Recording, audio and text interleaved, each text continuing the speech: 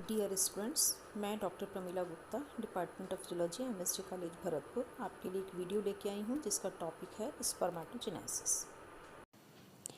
Reproduction animals का biological character है।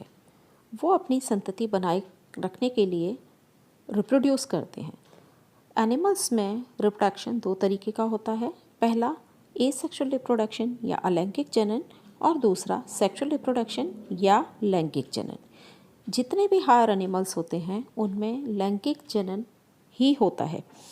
लैंगिक जनन की फर्स्ट स्टेज है गैमीटोजेनेसिस और इसके लिए कुछ स्पेशल सेल्स होती हैं जिनको कि हम जर्म सेल्स के नाम से जानते हैं। वो गैमीट्स का फॉर्मेशन करती हैं।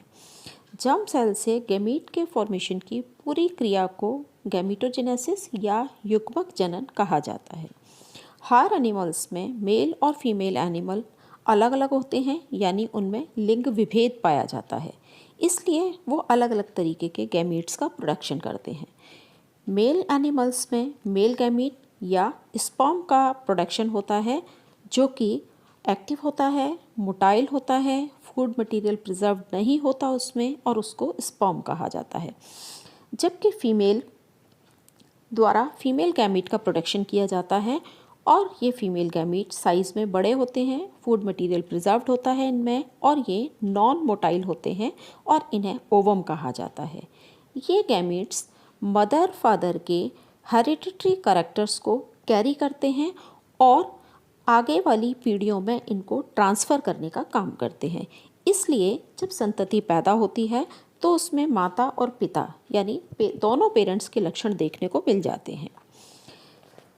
जब भ्रूण का विकास होता है उस समय भविष्य में जर्म सेल बनने वाली सेल्स, जिनको प्राइमोर्डियल जर्म सेल्स कहा जाता है, डेवलप हो जाती हैं। इनका निर्माण जनरली मीजोडर्म के द्वारा होता है या कहें कि इनकी उत्पत्ति मीजोडर्म के द्वारा होती है, लेकिन इन केस ऑफ मैमल्स इनकी उत्पत्ति एंडोडर्म से होती है, यानी ये प्राइमोर्डियल जर्म सेल्स एंडोडर्मल होती हैं और ये भविष्य में बनने वाले गोनैड्स में जाकर जमा हो जाती हैं। जब एक एनिमल मैच्योर हो जाता है तो उसके गोनैड्स गैमीट्स का फॉर्मेशन शुरू करते हैं। वहाँ पर जो प्राइमोर्डियल जर्म सेल्स हैं वो डिफ्रेंशिएट हो जाती हैं और वो जर्म सेल्स बना लेती हैं। मेल एनिमल में ये टेस्टिस में होता है ये काम और फीमेल एनिमल में ये ओवरी में स्थित होती हैं। जब गैमीट्स बनते हैं तो उनके न्यूक्लियस में डीएनए होता है और ये डीएनए हेरिडिटरी मटेरियल को कैरी करता है और उसको ट्रांसफ़र करने का, नेक्स्ट जनरेशन में ट्रांसफ़र करने का काम करता है। स्पर्मेटोजेनेसिस की प्रक्रिया टेस्टिस में पूरी होती है। मेल एनिमल्स में टेस्टिस मेन रिप्रोडक्टिव ऑर्गन्स होते हैं और ये मेनली बहुत सारी कॉइल्ड ट्यूबुलर स्ट्रक्चर्स से बने हुए होते हैं जिन्हें सेमिनिफेरस ट्यूब्यूल्स या रेता नलिकाएं कहा जाता है। ये सेमिनिफेरस ट्यूब्यूल्स टेस्टिस की स्ट्रक्चरल और फंक्शनल यूनिट्स होती हैं। सभी सेमिनिफेरस ट्यूब्यूल्स आपस में कनेक्टिव टिश्यू के द्वारा बंधी हुई रहती हैं। ये सेमिनिफेरस ट्यूब्यूल्स जर्मिनल एपिथेलियम के द्वारा लाइंड होती हैं और इस जर्मिनल एपिथेलियम में जर्म सेल्स के साथ साथ बीच बीच में कुछ सोमैटिक सेल्स भी पाई जाती हैं जो कि शेप में कॉलमनर होती हैं। इन्हें सर्टोली सेल्स कहा जाता है और इनका मेन फंक्शन डेवलपिंग स्पर्म्स को न्यूट्रिशन देना होता है। ये सेमिनिफेरस ट्यूब्यूल्स की बेसमेंट मेम्ब्रेन से लगी हुई रहती हैं। वो संयोजी ऊतक जिससे सारी सेमिनिफेरस ट्यूब्यूल्स आपस में जुड़ी हुई रहती हैं, उनके बीच बीच में कुछ इंटरस्टिशियल सेल्स के ग्रुप भी पाए जाते हैं जिन्हें लीडिक सेल या लीडिक की कोशिकाएं कहा जाता है और इनका मेन फंक्शन होता है मेल सेक्स हार्मोन्स को सिक्रीट करना, जो कि आगे रिप्रोडक्शन को कंट्रोल करते हैं, सेकेंडरी सेक्सुअल कैरेक्टर्स के लिए रिस्पॉन्सिबल होते हैं।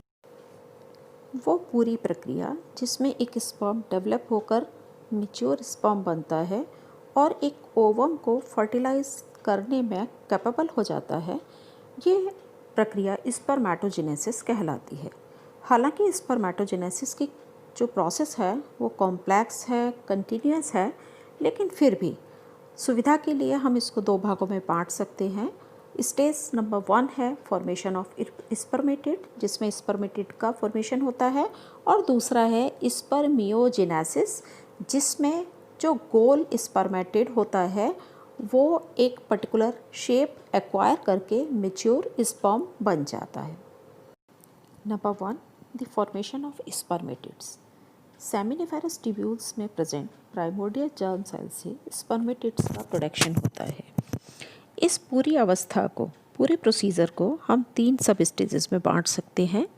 पहली है मल्टीप्लिकेशन फेज या गुणन प्रावस्था, सेकंड है ग्रोथ फेज या वृद्धि प्रावस्था, और तीसरी कहलाती है मैच्योरेशन फेज या परिपक्वन प्रावस्था।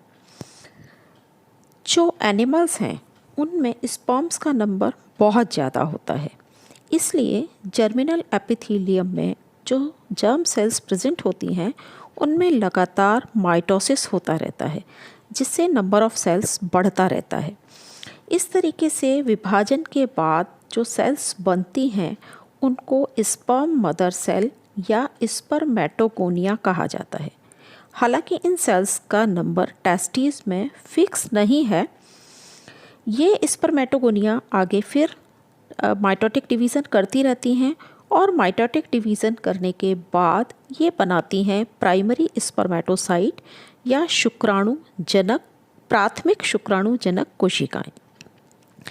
ये स्पर्मेटोगोनिया पूरी लाइफ प्राइमरी स्पर्मेटोसाइट का प्रोडक्शन करती रहती हैं, और ये सभी सेल्स यानी स्पर्म मदर सेल्स और प्राइमरी स्पर्मेटोसाइट सभी डिप्लॉयड होती हैं।